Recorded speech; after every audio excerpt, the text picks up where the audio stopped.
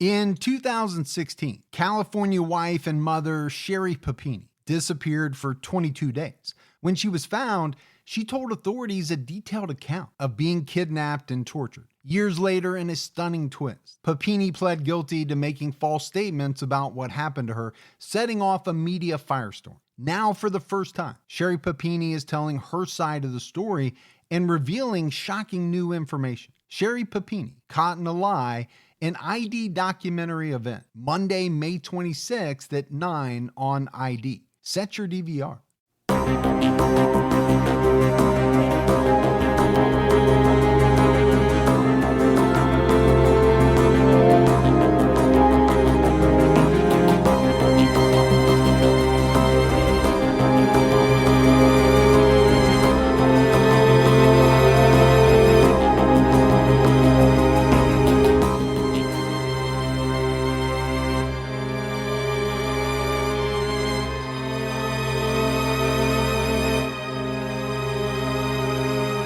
Hello, everyone, and welcome to episode 141 of the True Crime All the Time podcast. I'm Mike Ferguson, and with me, as always, is my partner in true crime, Mike Gibson. Gibby, how are you? I'm good, man. How about you? I'm doing great.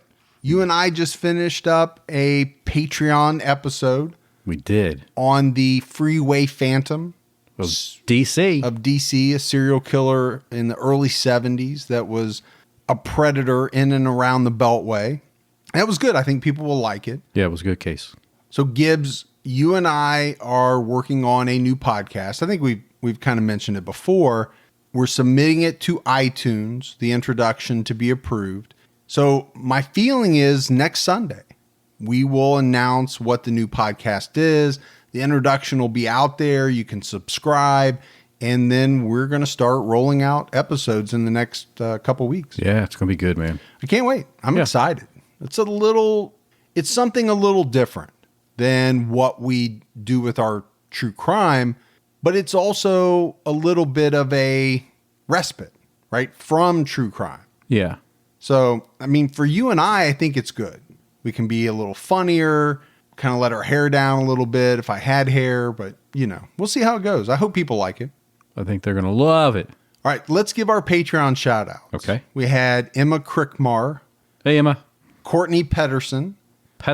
Stacy. Hey, Stacy. Saez Kazi. Ooh, Saez. Michelle Curtin. What's up, Michelle? LJ Sherpick. LJ. Amy Hu. Hey, Amy. Atiano Hope. Atiano. Benny Pedersen. Hey, another Pedersen. Two Pedersens spelled exactly the same. Yeah. I wonder if they're related.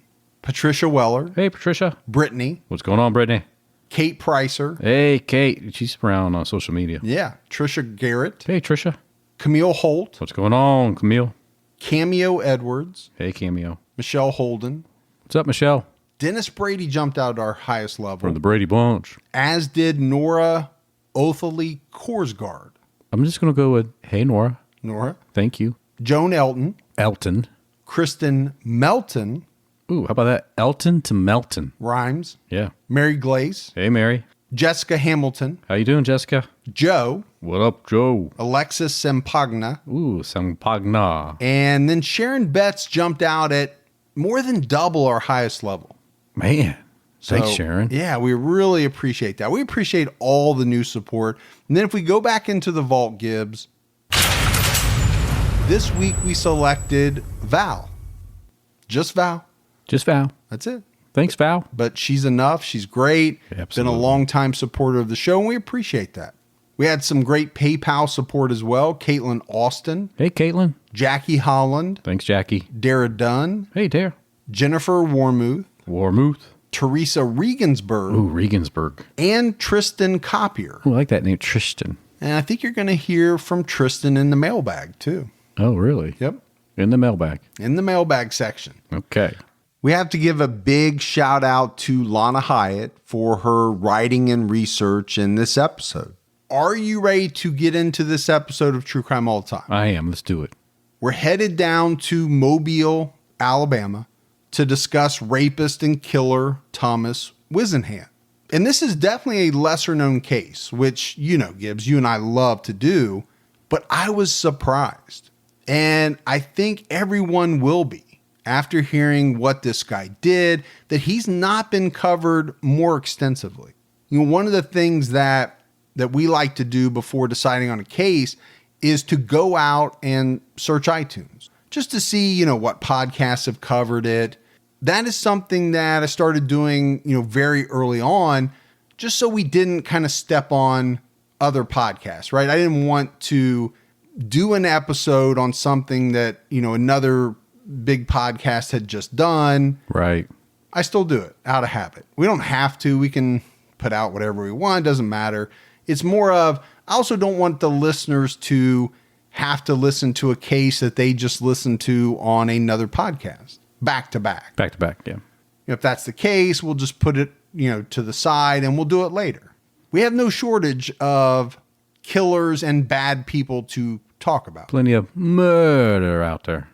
But with Thomas Whisenhant, I couldn't find a single podcast that has covered this guy. This is a guy that, and maybe I just missed it, but I did a search on iTunes, nothing came up. This is a guy that killed early on in life, and then later in life began targeting women who worked at convenience stores. Right, so let's get into a little background. We love our background. Thomas Warren Whisenhant was born January 29th, 1947 in Pritchard, Alabama, to Willie and Emma Whisenhant. He was the youngest of 4 children and by far the smallest. He only weighed 5 pounds at birth. He had 2 older brothers and an older sister. And I think Gibbs, because he was small at birth, he stayed in his mother's bedroom. Not super uncommon, right? Back then, even today, to want to keep a very close eye on your baby. But I think that arrangement normally ends pretty quickly, within, let's say, a couple of years, but not in the Whisenhant household. Not with Thomas, at least. Yeah. He slept in the same bed as his mother until he was 6. So I'm thinking a little strange, but okay. My antennas start to raise when you find out that he slept in the same room with his mom in separate beds until he was 16 years old. To me, that's where things get a little Games of Thronesy. It's not a word, but I'm using it anyway. It's well implied here. Yes. I don't know if anything inappropriate was going on, but the fact that you sleep in the same room as your mother at age 16, how are you going to have any privacy? Well, how's she having privacy? Works both ways. Well, that's true. It does. We're going to talk about why she really didn't need privacy, at least for what you're thinking. And believe me, I always know what you're thinking. You think you do. I do. You think you can get into this. Everybody listening to this podcast knows what you're thinking. If people could get into this, Ed, it'd be a scary place, man. So I would like to dip a toe in there. Don't you be putting your... Figuratively, not literally. Don't you be putting your toe in here, man. I'd like to wade in. I don't want to jump head first. No, don't do that. In there because I just don't think I'd ever come out. It'd be bad. It'd be bad. And if I did come out, I'd never be the same person again. Oh, no. I know that for a fact. You would be shaking in the corner like I can't unsee certain things. I can't unsee the things I've seen. Yeah. Now, when Thomas was a baby, he did have a seizure in his sleep and had to be revived. So I think another reason why his mom would want to keep a very close eye on him and want him in her bedroom. All of that makes sense to me. It's really the length of time that gets to me. So you're probably asking yourself, where is the dad in this scenario? Well, it turns out that he slept in the bedroom with his daughter. Wait a minute. I don't know that anything inappropriate was going on. So the mom slept with the son and In the same room. in the as same son. room with the son. And Well, in the same bed for 6 years. Yeah, yeah. And then the dad slept in the same room with the daughter. In separate beds. Separate beds, but in the same room. In the same room.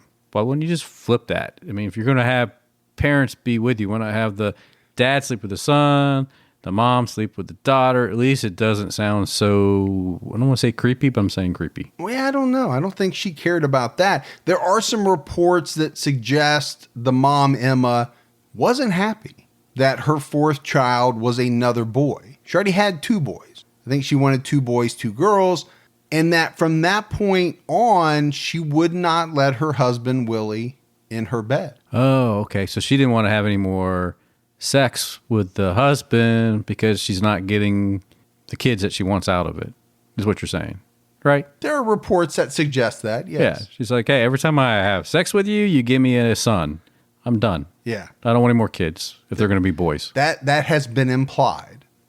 Me personally, I think there's other ways around that, but I don't know. Yeah, there's ways to work around it. Yeah, I think there was some other stuff going on that we may get to. The one thing that's very important, Emma was the ruling hand in the household. She commanded attention, she ruled the roost, whatever you want to call it. She also degraded Willie pretty much all the time. She did not like Willie. Her husband, she even encouraged the children to degrade him, to throw their shoes at him. A little strange. It is strange. I mean, Willie wasn't a great guy. By all accounts, he drank too much. He didn't work a lot of the time. When he did work, he was required to hand over all his money to Emma. And that's a practice that she carried on with her sons as well. She was in complete control of the lives of everyone in the house. And this domineering mother thing, it's something that you and I have seen a lot in the cases that we do. There are quite a few killers who just happen to have, and when I say domineering mother, I mean to the extreme, right? Very extreme. But one thing, that a lot of people believe is that all of this, and I don't think it's that hard to figure out, started to shape Thomas's view of women and himself. I mean, he didn't really have a role model in his father. All he had was his mother, who was this, just unbelievably domineering woman. Now, when Thomas started school, his mother was working at a Cress department store. You ever heard of Cress? I'm thinking I have. I'm just trying to place it. Well, I had to look it up because I was just like you. I was like, that sounds so familiar. They're not in business anymore, as far as I know. But back during the civil rights movement, Cress was one of those stores that was involved in a lot of the sit-ins because they refused to serve African Americans at their lunch counters. You had Woolworths and Cress and, a lot of those places in the South. They had lunch counters, right? Yeah. They were department stores, but they had lunch counters. Sure, they knew how to keep people in there. And they would not serve, African Americans. So I can never hear the word Woolworths again ever since seeing Dow Brother or whatever, George Clooney. Oh, brother, where art thou? Exactly. Ever since that guy kicks that guy out and said, don't you come back to the Woolworths. Yeah, just the way he says it, I can never think of anything but that when someone says Woolworths. So I think, that's one of those movies. I personally like it. I enjoy it. But it's one of those movies where you're on one side of the fence or you're not straddling the fence on that movie. Yeah. You either really like it or you just absolutely hate it. My wife, you couldn't pay her enough to sit down and watch that movie. Because of the way it is, or because the way they took that screenplay, I think they adapted it off of the famous Hamlet. Not Hamlet. The guy that wrote Hamlet. Shakespeare? Shakespeare. I'm killing myself tonight. So Shakespeare had one of his plays, and I can't remember which one, Othello, or one of those. No, it wasn't that at all. It was based off. I love where this is going. I swear. It was based off that big ass book. Oh, why can't I think of the name? Some people would challenge themselves and read it. A lot of people wouldn't. This is a pretty bizarre piece of work, like myself. You are a pretty bizarre piece of work. This is an old book. Yeah. Based, a Greek writer, philosopher. Like Aristotle? Maybe. But anyway, the whole movie is based off of that. In current times, when I say current times, clearly that was an older movie. And it was set back in the past, so. I wish I could. You don't let me Google shit. If I could Google it, I could tell you what it was, and it would click right away. Because you probably were one of the people that read that book that nobody likes and I'm to sure read. We'll get a million emails of what it is. Yeah. I think for the sake of brevity, we should move on. We should have moved on a while back Yeah. ago. So we were talking about Crest, right? His mom worked at Crest. That somehow led to, I don't know. It's never, I don't know how we get where we get sometimes. But after school, Thomas would go spend time with his grandmother. And a lot of kids did that. I did that. That was some of my fondest memories, right? I remember walking home from school. My mom was still at work, so I would walk to my grandmother's house. I may have told this story before. Every day, she would have 2 of those fun-size Three Musketeers and a bottle of Orange Crush waiting on me. That's good. Cold. Now, that's probably why I gained a little weight as a youngster. But you weren't in Huskies like me. No, I was in Husky. I wasn't wearing Husky brand. Oh. I was probably wearing big size Levi's. Big size Levi's. But, fond memories, right? Of spending time with my grandparents. His grandmother, very much like his mother, she was a domineering woman.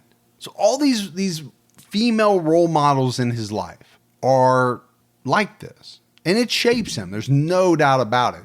His sister later recalled that his grandmother would often stand Tommy in the corner and she'd just whip on him for no reason. Now, I know, Gibbs, you and I both have had our share of whippings, not lately, but, Oh, yeah. in our younger days. Like a little racetrack up against the old backside. But man, if I was going to take a whipping, it better be because I did something wrong. I mean, the worst would be taking a whipping when you didn't do anything for no reason at all. That would happen occasionally. See, you were only child. Yes. I had 2 brothers. And it was easy to be accused Oh, they would pin stuff by on you. association. Yeah. And it was at that point, you knew you were going to get it. At that point, somebody was getting it. So whoever was up in line got it and took it for the team, and it was over. So were there times where somebody did something nobody would fess up to it, so all of you would get whipped? Oh, absolutely. Yeah. I didn't have that problem. If I got whipped, I did something that I shouldn't have done. Around the age of 12, Thomas said that he was assaulted by 2 girls. He actually told the police that these girls threatened to castrate him if he didn't have intercourse with them at the age of 12. Okay. Scary. I mean, 12 is young. As you get older, right, as a boy, 16, 17, 18, that's all you're thinking about is girls. Yeah. But girls are not usually coming to you and saying, I'm going to cut your shit off if you don't have sex with me. That's not how it works, No. in my experience. Now, I don't know what happened with this kid. I don't know if he made it up. It doesn't seem very plausible that 2 young girls would say this to a 12-year-old boy. Not the norm. No, it doesn't seem like it. You also have the fact that Thomas has said that he never had intercourse out of wedlock. So I don't know. He said a lot of things. In school, he was definitely a loner, never had a girlfriend. I mean, how many guys we talk about like that go on to, do some really bad things? Yeah. But I will say this, on the flip side, there are a lot of people like that, right? In high school. They're loners. They didn't have any girlfriends in high school. Doesn't mean they're going to go on to kill people. No, and they might still have social skills. Yes. He was pretty smart, had a pretty good IQ. I didn't see the number, but this wasn't a guy that struggled in school, I don't think. He did have some run-ins with the law at a fairly young age. There was some purse snatching, some talk of assaults on girls, but nothing that the police ever filed a report on. But it's really at the age of 16 that Thomas Whisenhant committed his first murder. It was May 6, 1963. He murdered his blind 72-year-old neighbor, Lexi Haynes. Now, nobody knew that he murdered this woman. Yeah, I mean, it's really sad, to pick on somebody like that. I mean, it's sad to do and kill anybody. Sure. But somebody that has a handicap, I mean... A 72-year-old woman who's blind. That's just... And there were some varying reports around this. And of course, like I said, nobody knows, right, that he has killed this woman. And nobody's going to know for a very long time. But some of the reports said that he robbed her, and that she was upset about it. She thought it was him, and maybe that's why he killed her. There's other stories that she was talking to him about some behavior that she didn't like of his, and something snapped and he shot her. I had a hard time figuring out what the real story was. I think he definitely robbed her, though, because police were on to him. Bloodhounds took them to the Whisenhant house. So they questioned Thomas, but, obviously he denied killing this woman, but he did get charged with robbery. But like in a lot of cases we cover, there was a technicality and the robbery charge was dropped. And like I mentioned, it's not going to be until years down the road where, he's caught for these other murders that we're going to talk about that he would admit to this murder. But he's killed at 16 years old. That's early, man. I mean, this is a time, I don't know, you probably remember it, Gibbs. I know I remember it very well. Got my license, had a car, was driving around, had freedom. I just remember that as being a great time. And Thomas got his license as well and, got a job. But even so, he had to give up all his money to his mom. She is controlling his every move. And apparently he was a very needy type of person. And his mom was indulging, his needs all the time, right? Giving him what he wanted, to the point that, as he was growing up into his teenage years, anytime he didn't get what he wanted, he lashed out. He's spoiled. Yeah. I think she spoiled him. He was the youngest. He was, small when he was born. I think she did spoil him in some ways. So as he got older, he became aggressive. He became violent. There's a story of him grabbing his mother's arm. And apparently she had some type of accident as a child. One of her arms had an issue with it. So he grabbed this arm and, hurt it. His sister later came out and said it was hell every day in our house. So things just aren't going that well for Tommy. And I don't know, honestly, how well they're going for the rest of the people in the Whisenhant household. I don't know much about his brothers and sisters, but it couldn't have been great for them. Like she just said, it was hell. Yeah, I don't think it was going well. No. Don't let allergy season slow you down. Get common allergy meds for as little as $15 with GoodRx. So you and your family, pets included, can stop allergy symptoms before they start. GoodRx is free and easy to use. Just search for your prescription on the website or the app, compare prices, and get a free coupon to show your pharmacist. Save at over 70,000 local pharmacies nationwide, including Walmart, Walgreens, CVS, Publix, Kroger, and many more. Check GoodRx before every trip to the pharmacy to save up to 80% on both brand and generic medications. And did you know GoodRx rewards you for saving money too? Join GoodRx Rewards today and earn points every time you use a coupon. Remember, GoodRx is not insurance, but works whether you have insurance or not. And it could be your insurance copay price. I've been using GoodRx for years, and I can't tell you how many times I have saved money even with my insurance.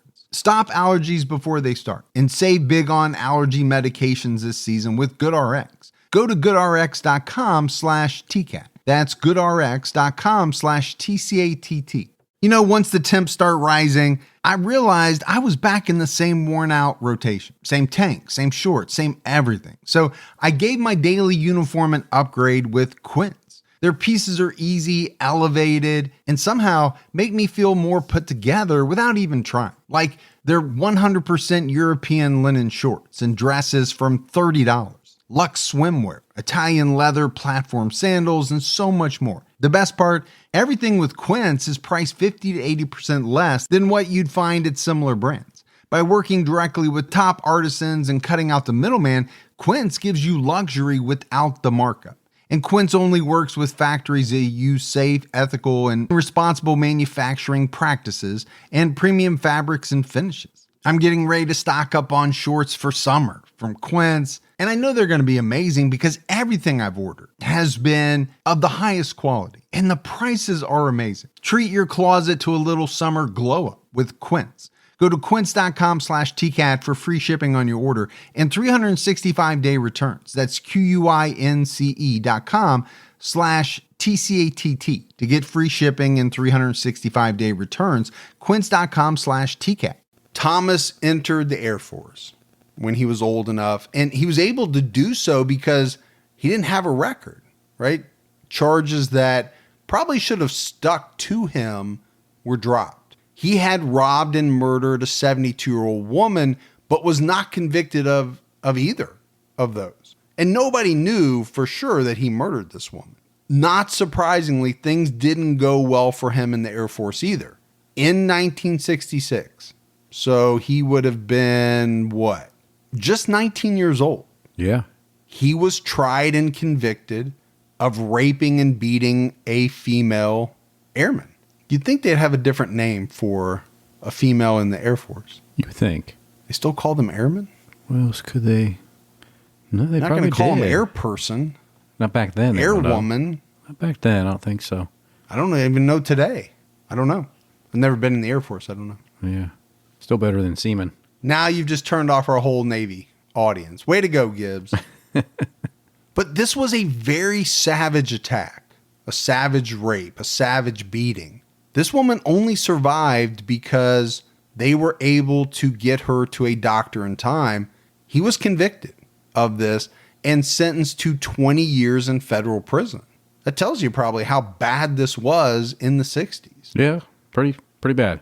Because we talked about a lot of convictions back in that time frame where people didn't get near that much for murder.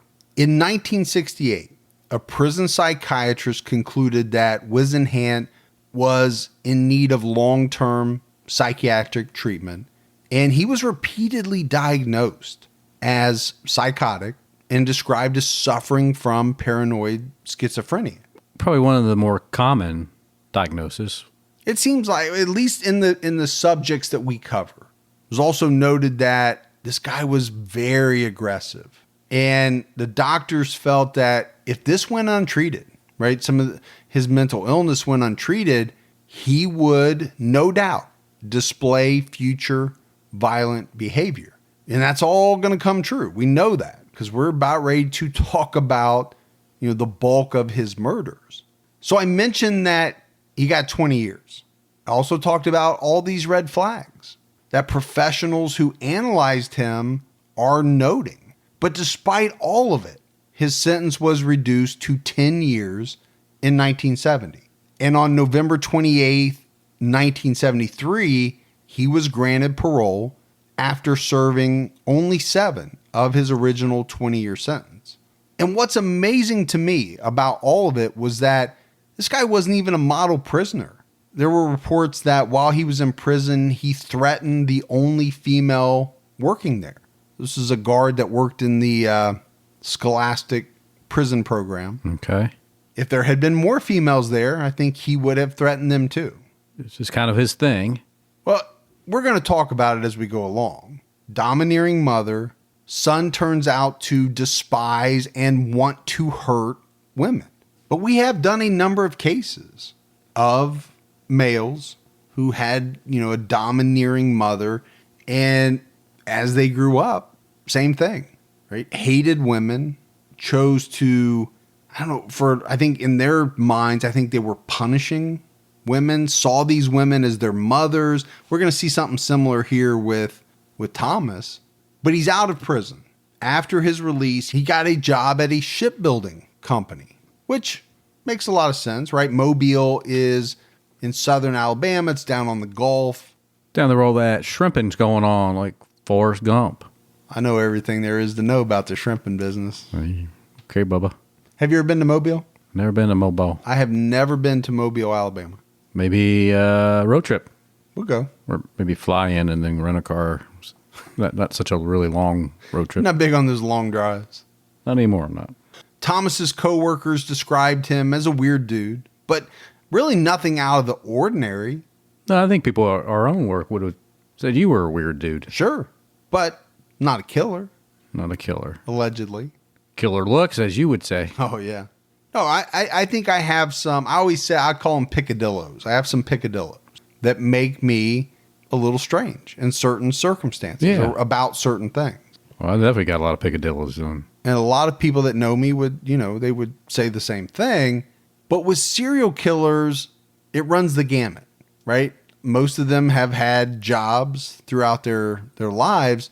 People either say, the guy was so weird. Yeah. I knew it was just a matter of time before he killed somebody. Yeah, we knew it was going to happen. Yeah, so you have a lot of that. Or with a lot of them, you have, he just seemed like a regular guy. Yeah, super quiet. Coworkers, neighbors, never suspected that this guy would harm a fly or do anything like that. So every place I've worked, I've always, who do I think is going to be the person that one day will Snap. Yeah. Always, no matter where I go, I always do that. That's just keeping your head on a swivel. Yeah. I think that's just good policy. Yeah. You were not. Who is it? Who is it? You can tell me. Yeah. Just nobody will hear. Nobody will hear. You're I'll turn mute the the mic. podcast off and you tell me a name. Yeah, the one was not you. So, No, I'm not a snapper. no. So Thomas is leading his life, right? And he met and married a woman. They lived in Mobile. But at some point in their relationship, it got physical. And I don't mean physical in a good way. I mean physical in the bad way. He told his wife that he wanted to play a game with her to, in his words, prove that he could outsmart the police. So what he did was he placed a stocking around her neck and he choked her until she blacked out. As if that wasn't bad enough, he made her write and sign a suicide note. I don't know about you, Gibbs, but this behavior is not going on in my household. No. Not normal. And my wife is not playing any games that involve a mock death because she's already worried about what I do, the research that I do, how long does it take to choke someone? My Google history tells it all. Well, and these weird charts you have all over your walls. Yeah. That you don't put on camera. So when we start to do more of the camera work, what people will see is pretty benign. Oh, yeah. It's all the stuff behind the camera. Behind the scenes. But imagine this scenario. So eventually, the chief of police in their area finds out about this. And he comes to Thomas Whisenhant and he says, man, you better straighten up. That's it. But to be honest with you, Gibbs, I don't know what else he could have done. Did he do anything against his wife's will? I don't know. Yeah. Did she go along with certain parts of this? It's strange, to say the least. I mean, this is a man who was convicted of something so brutal. Right. Against a woman that the U.S. government sentenced him to 20 years in prison. Now, he only did 7, but I look at this scenario and I'm just not sure. I'm thinking, okay, it's very strange. Now, a lot of people do things behind closed doors, man and wife, that others would find Messed up. Or messed up, Yeah. I'm sure. Right? Everybody's got their own private life. This is one that I'm not familiar with. The stocking around the neck, choking somebody until she blacked out. I think that answers my question, right? I don't think she said, okay, yeah, it's okay. You choke me until I black out. I don't know. I don't think so. You never know. I think she probably went along, and again, I'm assuming here, which I always get in trouble for doing, but I'm assuming she went along kind of in the beginning, but didn't realize that he was going to, choke her half to death until she blacked out. Although she did write and sign a suicide note. So you have that. But the reports are that he made her. I definitely think he was an influencer. Oh, there's no doubt. But was it criminal? That's the part I can't figure out. I don't know if it's choking somebody if that's what they wanted during a sexual act or anything. Go ahead and say it. I know where you're heading. I don't know if that's. I mean, if that's what they want, if it's obviously, consensual, it's all if right. they are okay with that, if they're a willing participant, that's not criminal. Right. What I can't figure out is to what degree she was a willing participant. Yeah. Well, she may not have been at all. And there's no way to know that. No, but the fact that the police didn't do anything, did they look at it and say, what you guys do in the privacy of your own home is what you do? Right. Because all he'd said was, hey, straighten up. Straighten up.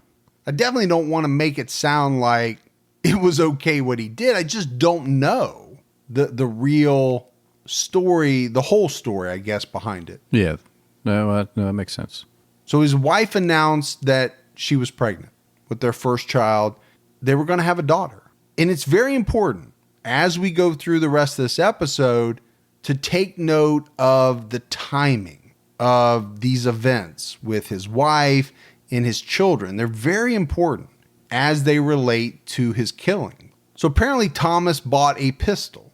And from what he has said, his reasoning was his wife's going to be home alone sometimes, especially while he's at work. She needs a pistol to protect herself. It's not out of the ordinary. A lot of people do that. The question is, was that his real reason, or was there something more sinister behind it? Did he buy the gun to commit murder, or did he really buy the gun so that his wife could protect himself and then later use it to commit murder, I guess is what I'm trying to say. Well, I think that's plausible. Which one came first? Yeah.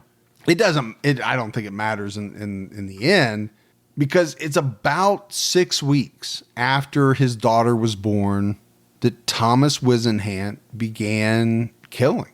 And his first victim was 23-year-old Patricia Hitt. Patricia was a mother of two and a clerk at a convenience store called Compact. This is in the Mobile area. Okay. All of this takes place in and around the Mobile area. And like I think I said in the beginning, it all takes place at convenience stores. This was part of his MO. So it was November 1975. Thomas walked into the convenience store. He shot Patricia once in the forehead, killed her instantly, and then he left. But what I found very interesting in the research is that it wasn't that long after the two men were arrested for Patricia's murder. They also charged them with robbery of the convenience store. Now, the charges against one of the men were dropped sometime later, but the charges against the second guy, they weren't dismissed until after police discovered that Thomas Whisenhant had committed the murder. So you think about that, right? What if they don't catch this guy? Does this other gentleman get convicted of her murder? Sure. And either spend the rest of his life in prison, get the death penalty? That's a scary, scary thought. You just wonder, I couldn't find it, but you just wonder what evidence they had against these two men. And obviously they didn't have that much against the one because they dropped the charges not long after he was arrested. But for some reason, man, they had this second guy and they were holding on to him. They weren't going to let go. No, but I don't think he ever got convicted because, again, this story that we're telling, it all takes place in a very short period of time. From the beginning of the killings to, when they find out it was him. So I just don't think this other guy ever got that far down the line. And it's a good thing for him. Oh, a little luck fell on his way. I think you would have to call it luck. Oh, definitely luck. I mean, it's bad luck that he got charged in the first place. Yeah, but then good luck that ultimately this guy was caught, because if not, something really bad could have happened to him. But Thomas didn't strike again until April of 1976. And it was just after finding out that his wife was once again pregnant. This time his victim was 44-year-old Venora Hyatt. In this murder, Gibbs, it was especially heinous. She also worked at a convenience store, like his first victim, Patricia Hitt. Actually, all three of these victims worked at a convenience store. So he kidnapped Venora from the 7-Eleven, where she was working alone at the time. And I always think it's a dangerous job. Years and years ago, I don't know if I told this story or not, but I had a job as a manager of convenience stores. And sometimes late at night, because they were open 24 hours a day, people would get drunk and then they wouldn't be able to make their shift. And then the manager couldn't cover it either, so I would have to go in. So I've worked all day, getting ready to go to bed, get a call, have to drive to a store, and then work third shift at a gas station. Oh, man. Tired as can be, and you see the strangest people at 3 and 4 o'clock in the morning in a gas station. And this Oh. is in Detroit, mind you. Yeah, I believe that. One guy tried to rob me with a screwdriver, and luckily we had like the glass, right? Nobody could get in, so he's holding a screwdriver on the other side of the glass, saying, "Give me all your money." I was like, "Nah, thanks. I'll just call the police." Like I'm not worried. But you think back to the 70s, they didn't have all that, right? I don't know how many of those places had that type of protective glass. I would say not many. I wouldn't think so either. Wasn't a thing, you know? So he took Venora from the store. He stabbed her 9 times in the chest. Her throat was cut so deep that her larynx was severed. He slashed her abdomen open. He cut down her thigh like the entire way, the entire length of her thigh. How angry, how much rage would he have to have for all that? That's a lot of rage. It is, but it gets worse. I mean, he shot her. He slashed her genitals on both sides, fully severed her labia. I mean, it was bad. Amputated both of her breasts, cut off both of her breasts. Wow. Like you mentioned, it's just, how mad is this guy? Right. Extremely. I mean, to do the force that he used just across her neck. And what is he upset about? Right? We're going to get into it. But he didn't do all of this at one time. Right? He left her body, came back the next day to mutilate her. So what do you make of that? He's angry, but yet has time to cool down overnight. Right. Doesn't, makes the decision to come back and either complete the mutilations or, carry out the mutilations. So it's just bruise all night long. Maybe that's it. I don't know. You talk about getting in your head Yeah. and how dangerous that would be. Imagine being able to get in the head of a guy like this. No. To really fully understand, right? We tell the story, but to really fully understand why this person chose to do the things that he did, I don't know if we could handle it. And all the sick thoughts that are roaming around in there, I'm going to pass on that one. I'm not even dipping a toe. No. I wouldn't even get close.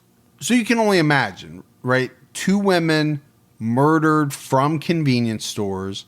People were freaking out. Young women especially.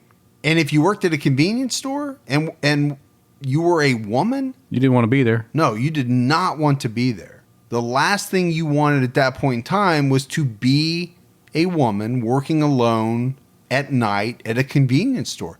There was someone going around murdering women in this town, and they had no idea who it was. But the police are working on it.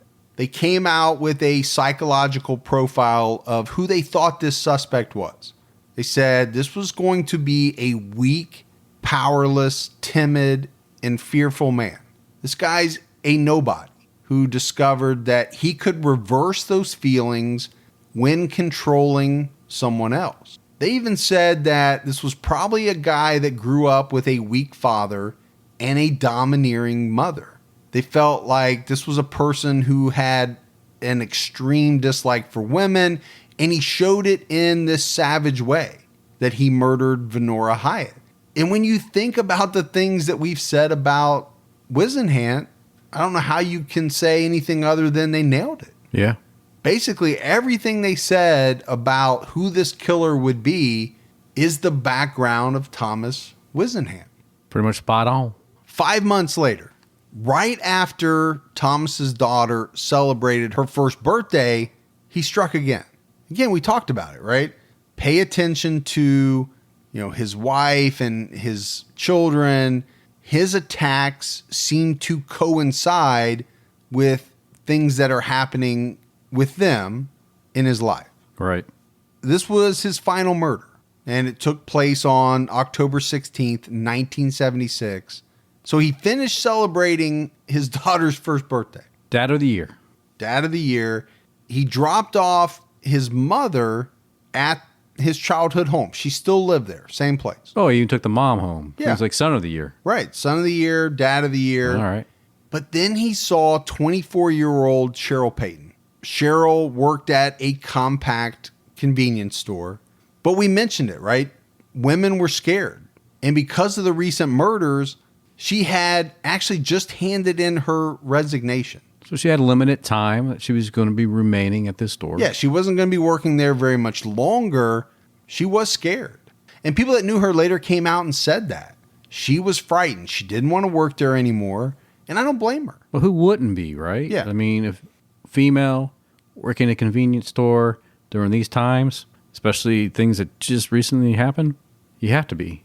You have to be alarmed. In a somewhat short period of time in this same area, on the day of the murder, Cheryl was dropped off for her shift at 3 p.m. Later that night, around 9:45, a man recalled driving by and he saw Cheryl outside. She was sweeping water from the store's walkway. It was raining that night. And then not very long after this, maybe 15 minutes later, a customer stopped into the store to get a few items. And when he walked in, he saw the Coke machine was open, keys were in the lock, and there was a broken 6-pack of soda on the floor. It's like somebody was restocking. That's what it sounds like. There was also a mop bucket nearby, but there was no one behind the counter, right? No one in the store. Now, this was 1976. Couldn't just whip out your cell phone No. and call the police if you thought something was wrong. And obviously this customer did after a while. He thought something was wrong. Something was amiss. So he went out to the payphone to call the police. But when he got inside the payphone booth, the receiver was all jacked up. There was a bottle of alcohol inside the booth. Couldn't make a phone call. So he had to go back into the store and use the store's phone. And you know those phone booths back in the day? I don't know how many you remember going into, but I remember going into many of them, and nothing would get you more fired up when you needed to make a call and you went to a phone booth and someone either cut the receiver off, you know. That sounds like something you would do. Just drive around and cut the receivers off. Yeah, you're like, you grab it and you're like, wait a minute, it's not even connected. Oh man. Or the phone company disconnected it, but still had the booth there with the phone in it. You're like, what? It was just frustrating. I mean, you think about how did we even make it, man? How did we make it without cell phones? Oh, man. And the fact that I can read my news on my phone. What did we do before? Oh, it was be rough for people today. Going back, if you had to take a certain population today that never lived that and dropped them back there, they would have they would just have a rough time. Oh, my kids especially, they would hate it. Now, there's a part of me that thinks life was so much simpler. I think the pace was slower. There were some good things about, Sure, the 50s, 60s, 70s. It was really the 80s where we started to me, in my opinion, from what I remember, things really started to speed up. You want to see your kids freak out? Just take them back to dial-up internet, man. When they had to wait for the page, took an hour for the page to load. Yeah. They would go crazy, man. My wife and I do a lot of shopping online, and we always use Rakuten. Rakuten is the smartest way to save money when you shop because you earn cash back at over 3,500 stores. We're talking fashion, beauty, electronics, home essentials, travel, dining, concert tickets, and more. Your favorite stores like Macy's, Nike, Sephora, Dyson, and Lowe's. And that's just to name a few. Pay Rakuten to send them shoppers. And Rakuten then passes on a part of that payment to its members as cashback. Cashback is deposited directly into your PayPal account, or Rakuten can send you a check. You can even maximize your savings by stacking cash back on top of other deals, like store sales and coupons. You're already shopping at your favorite stores. Why not save while you're doing it? It really is a no-brainer. Membership is free, and it's easy to sign up. Get the Rakuten app now and join the 17 million members who are already saving. Cashback rates change daily. See Rakuten.com for details. That's Rakuten. Your cash back really adds up. Hey folks, see if you've ever had this problem. You're trying to eat a little healthier, but you're in the grocery store aisle, you're looking at packaging, nutrition labels, and they're so confusing, you don't know what's good for you and what's not. Well, this is why I love Thrive Market, my go-to online grocery store for getting all of my healthy essentials delivered, and I don't even have to leave my couch. Finding better options for the whole family is easy with Thrive Market's Healthy Swap Scanner. Just scan a product and it instantly recommends healthier swaps. This is how my wife and I found our new favorite snack, IQ bars. Sometimes I eat one in the morning with my coffee, sometimes just later on in between meals. They also have so many on-site filters that make it simple to shop by the needs of everyone in the family. Maybe you have someone who needs gluten-free food, somebody that has a peanut allergy. Well, no more scouring ingredient labels when you can just filter it all on Thrive Market. My wife and I often use the high protein filter to stock up on things like Sieti chips. Ready to make the switch? Go to thrivemarket.com/TCAT for 30% off your first order, plus a free $60 gift. That's THRIVE market.com/TCATT, thrivemarket.com/TCAT. So what happened was Tommy Whisenhant saw Cheryl Payton alone in the store that night. He was out seeking a victim. And I think it really had something to do with the fact that his daughter just had a birthday. Like I said, these life events seemed to trigger him in some way. So he saw Cheryl, he walked into the store, he kidnapped her, drove her to an isolated part of the woods, and he raped her in the front seat of his pickup truck. Yep. Then he shot her in the head with a .32 caliber pistol, and he dragged her body into the woods, and he left. So Cheryl Payton is missing. They don't know yet what happened to her, but this is the third convenience store worker to go missing. The other two died. Well, at this point, if I had a kid, You're not going to work. they're not going to be working in a convenience store. No. No. And I think also police know, right? This is a serial killer. Same MO, cooling off period. They have a serial killer on their hands. So then you have two guys. They're out hunting on a friend's land, and they come up on this guy that he's just walking around. This is going to turn out to be Thomas Whisenhant. They ask him what he's doing, and he says, I'm just walking around. Now, it's farmland in Alabama.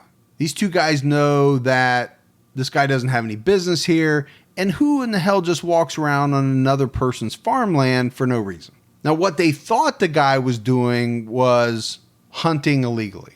And they told him, man, we know what you're doing. Just, get out of here. And he does. He walks away. These guys continue on.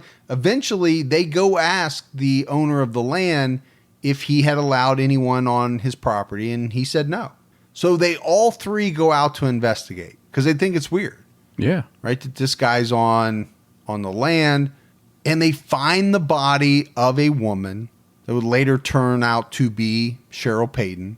She's dressed only in knee-high stockings and a blue denim shirt. And when they see her, there's no cuts on her body. But they have an issue. They found a dead body, right? So they've got to get to a phone. And again, we talked about it's 1976. That means you've got to walk probably back to this guy's house, get on the phone. That takes time. And then it takes more time for the police to arrive.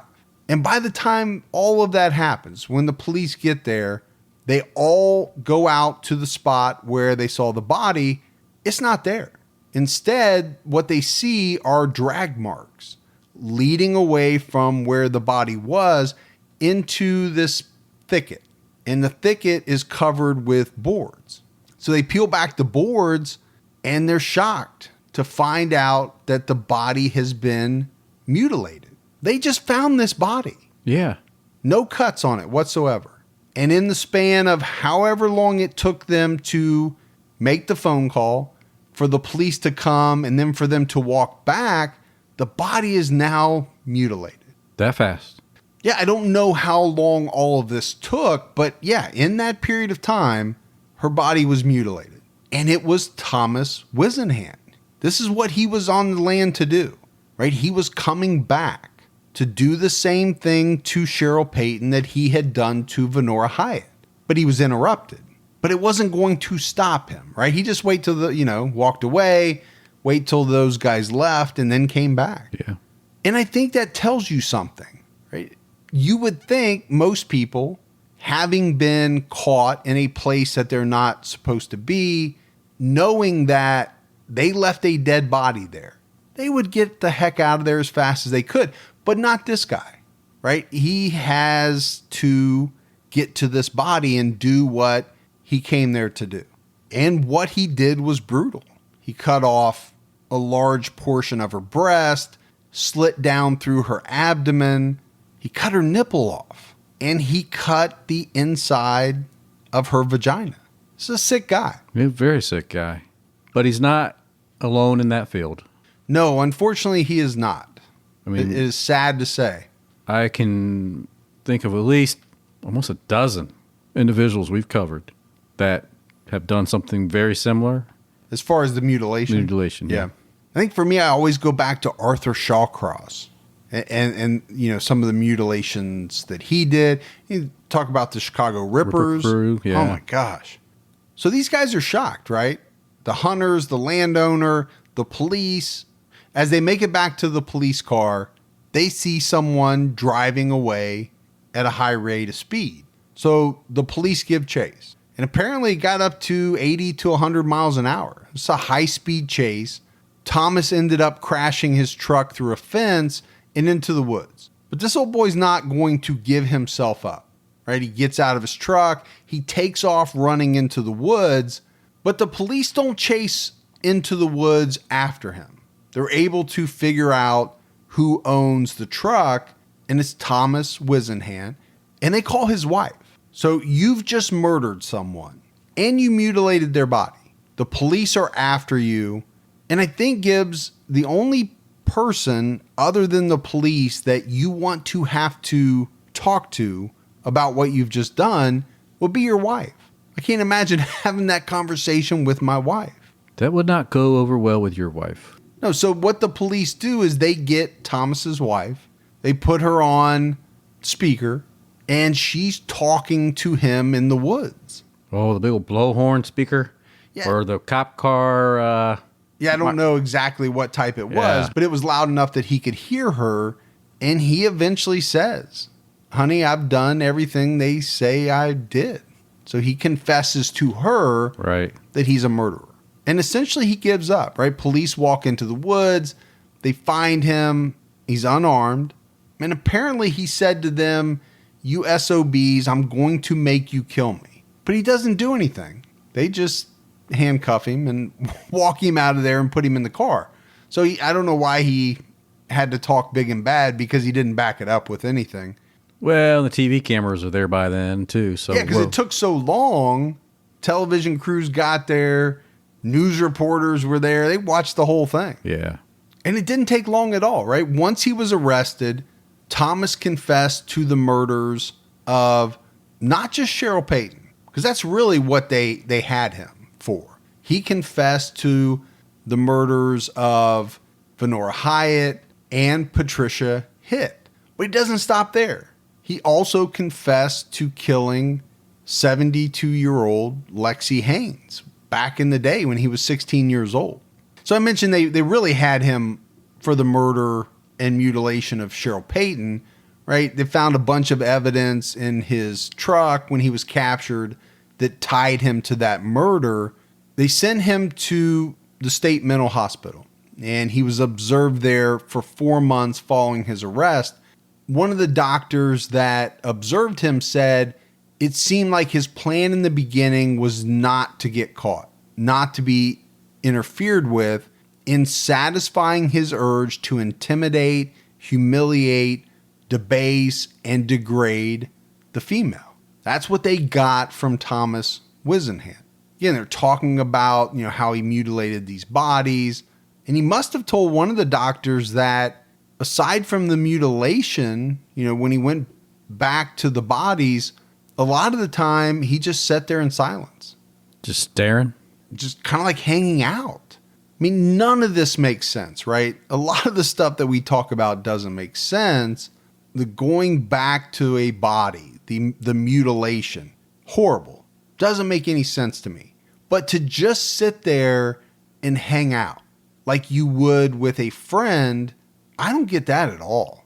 But obviously, he got some sort of sensation, some sort of fulfillment from it. Because again, why would he do it? People don't do things over and over unless they get something from it, right? Absolutely. Like this. He's satisfying something within himself. Yes. I think that's a great way to put it. We don't always know what it is, the frog demon, whatever, but I eat cake. Everybody has something. But these people, they get satisfaction from hurting others. He was charged with the 3 convenience store murders, but he only went to trial for the rape and murder of Cheryl Payton. And my assumption, Gibbs, is that that's because they had the most evidence against him for that murder. Not, number one, based on what they found on him in his truck, probably at the time of his arrest. But number two, he was found in the scene of the body. Yeah. Kind of a slam dunk there. I would say so. And you and I have talked about it before. They probably didn't want to muddy the waters, maybe, for lack of a better term, in trying him for the other 2. Whisenhant pleaded innocent and innocent by reason of insanity. Both. His defense attorneys got the trial moved from Mobile to Birmingham after convincing a judge that he couldn't get a fair trial in Mobile. That sounds plausible. Well, I think that would be reasonable. There's going to be a lot of people against him at that point in time. But the most interesting fact about that was that a trial had not been moved out of Mobile for that reason in like 50 years. That's a long time. It is a long time. I mean, it's not like they don't have murders in Mobile. I'm sure they have plenty and had plenty over that 50-year period. There was not a single trial that had to be moved out because of that reason. That's telling. It's telling, I think, of what people thought about this individual and the crimes that he committed. It took 8 days for the jury to find Thomas guilty, and he was sentenced to death for the murder of Cheryl Payton. And speaking of people that would be, so unbelievably against this guy, no more so than the victims' families, right? Right. That's always going to be the case. The 27-year-old son of Venora Hyatt did something that we have never covered in any case we've talked about. He tried to kidnap a taxi driver and was arrested. This happened after the trial because he apparently wanted to get into prison to kill Thomas Whisenhant, the guy that had murdered his mother. I have never heard of that. That is one of the more bizarre things. It didn't happen. No, but he was going to go to whatever length he had to go to avenge the death of his mother. Was he willing to go to the extent to revenge as the prince in that one movie?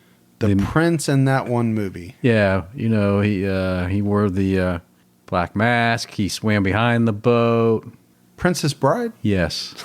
In that one movie. That's a classic movie. I know. I loved it, man. I don't remember the name. Too. How can you not remember the name of it? I don't remember. Robin Wright and Carrie Elwood. Yeah. Elwes? That was great, man. Was it Andre the Giant in that? Yeah, it was a great movie. Yeah. Great movie. Yeah. You love the movies. You just can't remember the movies. Nah, I got a bad memory, man. Like I remember your name. Golly, man. You got to get a movie database. You got to study it. But Thomas is not done with his legal battles, right? His defense team didn't give up. They were actually able to get his conviction overturned on appeal. So he had a second trial in 1981, but it went the same way. He was sentenced to death. We're not diving too deeply into these trials. The evidence was overwhelming, right, against him for the murder of Cheryl Payton. Most of the arguments were around his mental state. In his second trial, during opening statements, though, the prosecutor mentioned the other murders that Thomas confessed to. Well, he wasn't on trial for those. He also talked about what he had done in the Air Force and the time that he had spent, in jail for that.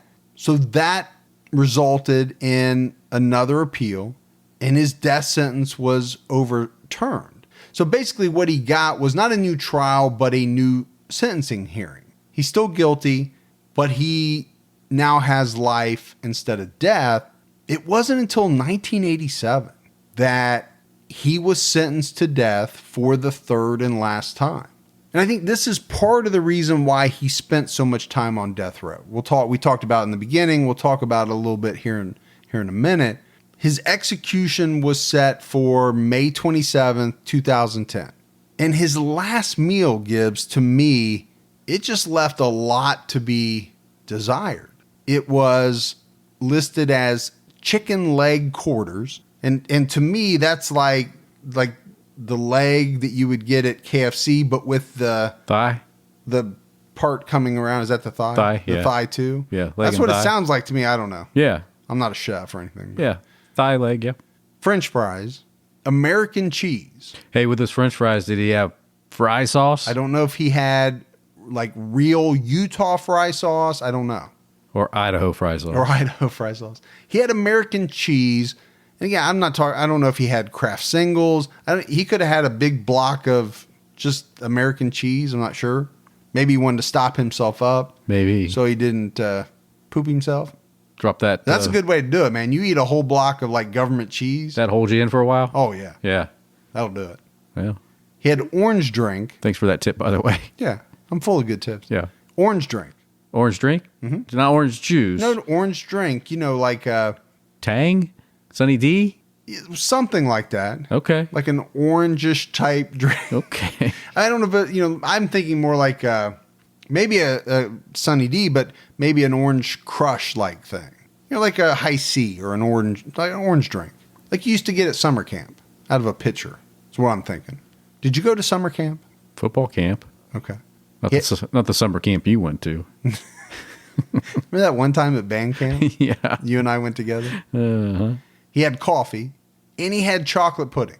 Chocolate pudding. That's one of the weakest last meals that I think we've covered. Yeah, so his last meal is something I wouldn't ordered. I mean, I guess I would like to see the menu option. What do they even like? Did they hand you a menu? Like I was thinking it was $1. I thought a lot of states went to $1 amount. So like max $20. I don't know. I have to look that up. But either way, you could get better than that, in my opinion. Now, that might have been the best thing in the world to him. I don't know. That might have been his favorite childhood meal. And I wonder if there's a timeline that you have to eat it within. If not, I'd be like, give me $20 worth of pizza. I'm going to take my time. Yeah, they give you a time limit. You can't go past your date. Yeah. But again, I read Gibbs where I think it was a couple of days before the execution, they moved him, and they do this in a lot of cases. They moved him to a cell that was like, I don't know, 10 feet away from where he was going to be executed. Like he literally had to sit and look at it. And I've heard that before on a couple other cases. Yeah. Maybe that's... I think they do that in a lot of prisons. To intimidate them or just to make them feel more calm? I don't know. know. On May 27, 2010, Thomas Whisenhant was executed by lethal injection. He didn't offer up any last words. Didn't say a thing. Didn't look at any of the victims' family members that were there. But we talked about it a little bit. He was, at the time, the longest serving death row prisoner in Alabama. It's 32 years, 8 months, and 26 days. Wow, man. That's He was on death row. Now, a lot of that had to do with, all of these appeals and kind of things that happened during trial. He was 63 years old. It's a long time. It's a long costly time. to the state of Alabama. Gosh. If you were somehow able to calculate it, it would be astronomical. I still have that issue when it's a slam dunk, when it's no doubt, this is who did it. This is what they've been sentenced with. I don't know why it has to be extended for such a long. I understand people get put away that are innocent. Clearly, we've covered enough. But when you know, without a doubt. I think that's the thing. When do you ever know without a doubt? What is the definition of slam dunk or without a doubt? Because I think everybody would view that differently. I think a lot of prosecutors believe that a lot of their cases are without a doubters, right? They have all this evidence. They have a confession. Well, then it turns out that the person falsely confessed. I'm not disagreeing with you. I'm just worried about where the line is. That's what always worries me. I do think it takes way too long. I think people should get their appeals. I just don't like how slowly everything moves. It's tough on the family. It is tough. I mean, I understand why. Yeah. Safeguards. You got to have some safeguards. Yeah. Well, I think what's shocking in the case of this guy is, and sad and shocking, he was on death row longer than 3 of his victims were alive. With the exception of 72-year-old Lexi Haynes, his other 3 victims weren't even 32 plus years old. Yeah. That's sad. It is sad. One interesting thing that came out was that when he died, he left what little he had. Obviously, he didn't have much at all, but he left it not to his wife, not to his children. He left it to a woman named Mara Tillman. And Mara was the niece of Larry Tillman, was one of the guys that arrested him that day in the woods.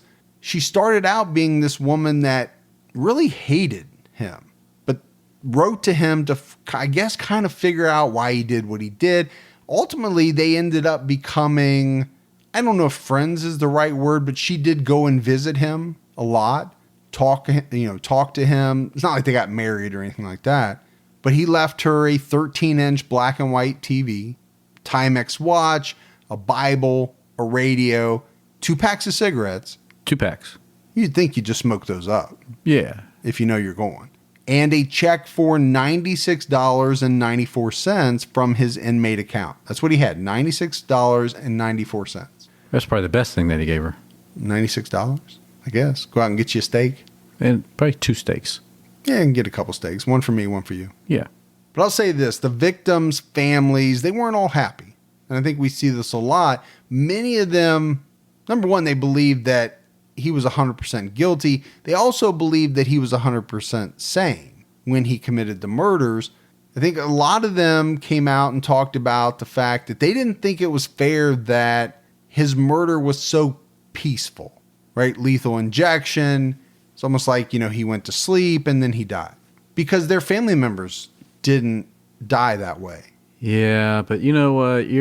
Maybe what they wanted to see, the back in the hanging days, the firing squad. Yeah, I don't know what they wanted. I think they wanted him to suffer the way that their family members suffered, I guess.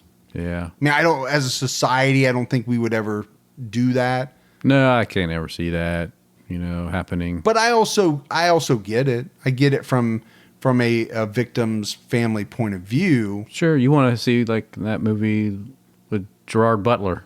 Oh gosh, Law-Abiding Citizen. Law-Abiding Citizen. How is it that I know what movie you're talking about? You don't know what it is. I love that movie. That was good though. So in wrapping up, before you start talking about any more movies, I do want to quickly go back to the timing of the murders of his last 3 victims. We said it was important, this kind of relationship between his wife, his children, and the murders. The first murder being right after his first child was born, the second when he finds out that his wife is pregnant, and then the third on the very night of his daughter's first birthday. Some professionals that have evaluated Thomas over the years believe that each person he murdered was a direct substitute for his mother, as if he was murdering his mother. He could have murdered his mother. He didn't. But we hinted at it early on, talking about, his background. I think his domineering mother, grandmother, had a lot to do with his ultimate views on women. Oh. There's no doubt, right? Huge influence. Now, should it have made him kill? No. But that's it. That's the lesser known story of Thomas Whisenhant, Alabama serial killer. It's a bad one, man. Yeah, obviously some of the murders were brutal, but really the post-mortem mutilation was bad in this case. I don't know how we haven't heard about this one prior to. Yeah, and again, like I said, maybe some people have covered it. I just couldn't find it. But we have some voicemails. You want to check those out? Yes, hear them. Hi Mike, hi Gibby, this is Rosie from Sydney in Australia.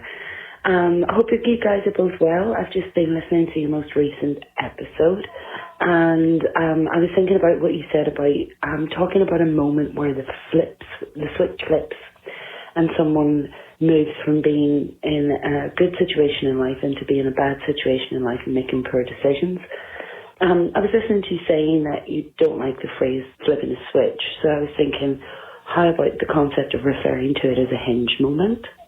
I think that a hinge moment is something that's sometimes used in historical terms to identify moments in history where the course of history changed. So it might be a good use of the phrase in this context. Anyway, that's me.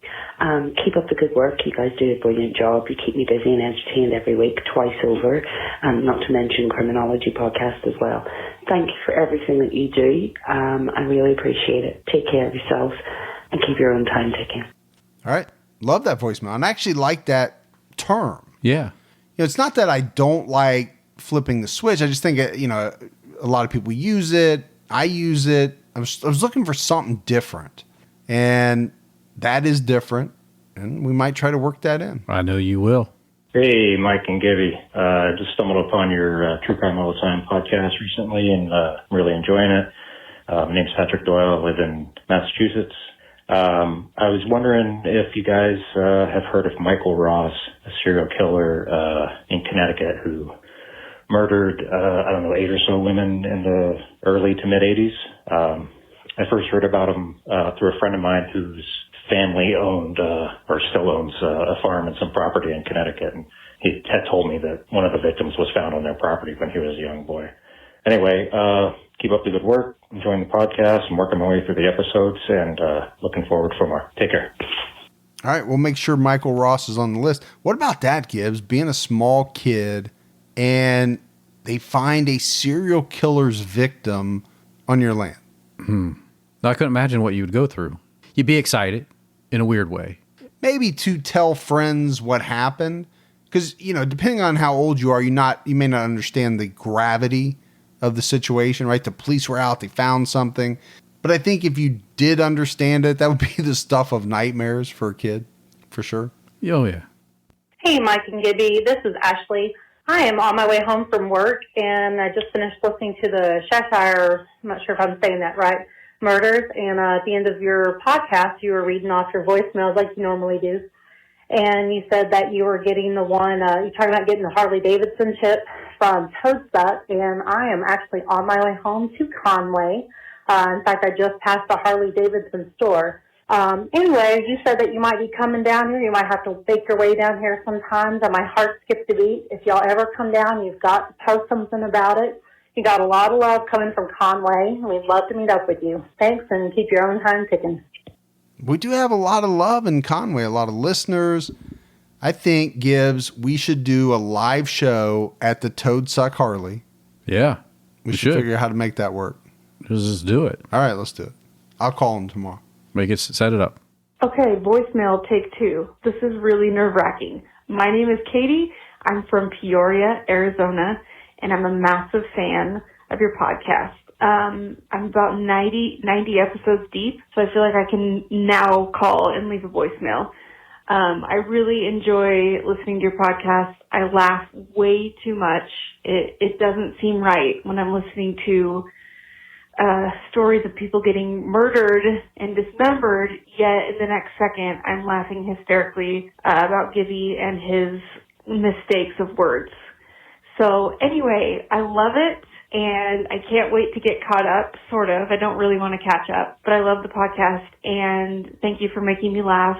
And maybe someday we can, like Gibby says, meet up and greet. I would love it. Thank you so much, and keep your own time ticking. I think for being nervous, she was amazing. Yeah. I thought it was going to go south in a hurry because she said she was so, it was nerve-wracking, but she did great. Was she making fun of my greet and meet up? I don't think she's making fun of you. Never. I think she loves you. She did just barely make the voicemail cut. at 90, right? If you don't have listened at least to 90 episodes, you don't get in, right? Is that you can't leave a voicemail? I think that's what it is. All right. So we had mailbag. We actually had a lot of mailbag. Oh, yeah, we did.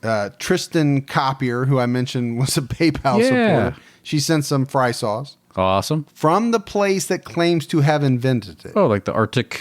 Yeah, Arctic Circle. Yeah. I think is what it said. Some Utah salt, some beehive honey.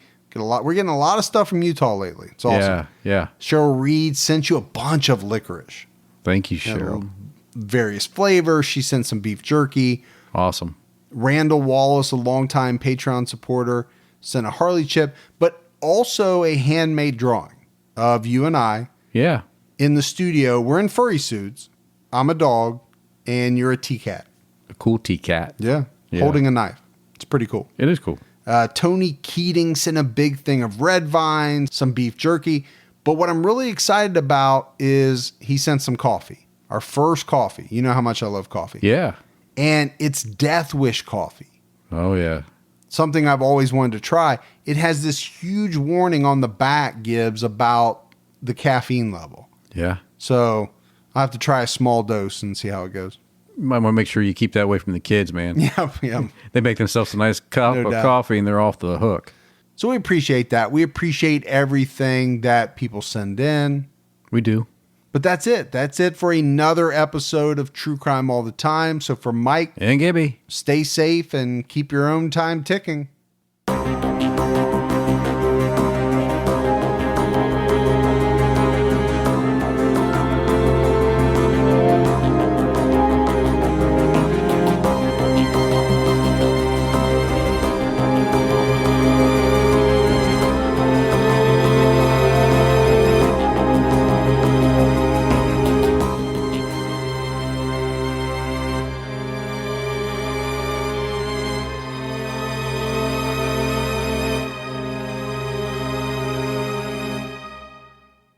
Inspired by the hit Wondery podcast Against the Odds comes the gripping guidebook, How to Survive Against the Odds, Tales and Tips for Animal Attacks and Natural Disasters. This might just be the most important book you'll ever read. Go inside life or death situations where everyday people survived nature's most extreme scenarios, and learn how you can too. In these tales, you'll hear about the grit, willpower, and know-how needed to endure shipwrecks, alligator attacks, earthquakes, and more. You'll learn from experts, including top doctors, about what happens to your body and mind in life-threatening situations. Plus, important tips on what to do, and equally important, what not to do when faced with a situation that is truly against the odds. Go to survivalguidebook.com to pre-order How to Survive Against the Odds today and get the perfect gift in time for graduation and Father's Day.